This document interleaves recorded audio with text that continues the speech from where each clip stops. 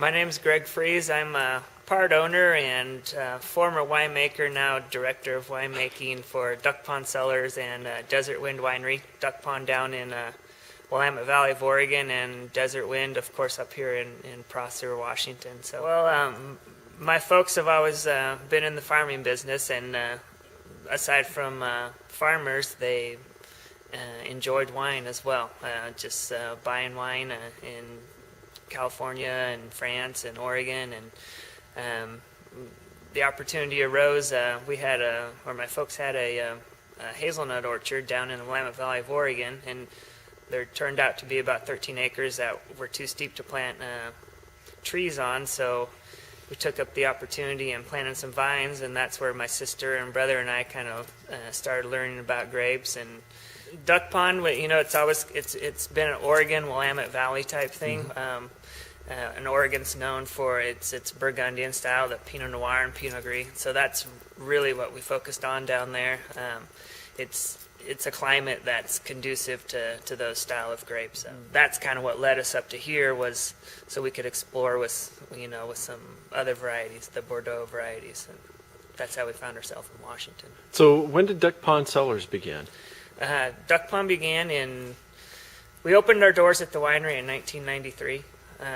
The grape vineyards were planted in 1985, and so there was a couple years there where we actually made some wine in our shop, where we had the hazelnut farm and kind of farmed a little bit of the winemaking out to some custom work. And so, but we kind of say we're established in 1993. Okay. And then when was Desert Wind established? Well, our first vintage of Desert Wind wines were produced from the 1997 vintage, and we did the bottlings down actually all the winemaking down at Duck Pond, but the vineyards were from our Desert Wind vineyard up here on the Wahluke Slope.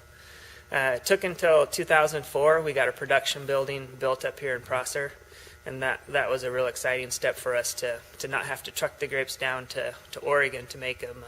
We finally got an identity on our Washington brand, and that was Desert Wind. And kind of took another step after that in 2007, where we got our tasting room and hospitality center open down here, where we could really invite people to come taste our wines and stay at our place, and come to cooking events and stuff here. So Pinot Noir has always been a good seller for us at Duck Pond, and so for several years we've been trying to find more property to expand the Pinot Noir vineyards, and a good opportunity opened up for us down in Umpqua Valley, just a little bit west of the town of Sutherland.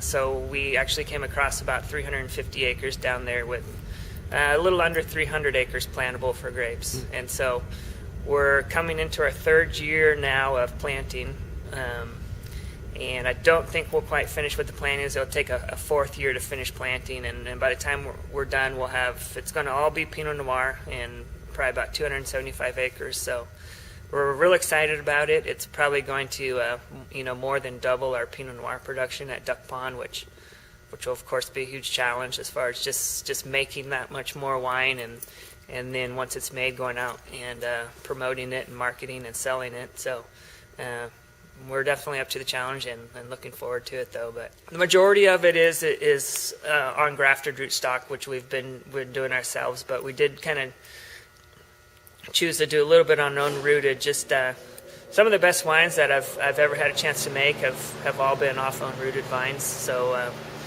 kind of, we realize at some point we may end up replanting that, but it potentially could be a better product from those vines. But down in Umpqua, the clones that we're working with mainly are 115, 777, and 667, and those are all clones that are kind of known for being the very high-end Burgundian clones that you see a lot of in Oregon, and so we've worked with those clones out of some of our Salem vineyards and have had real good results. Mm-hmm.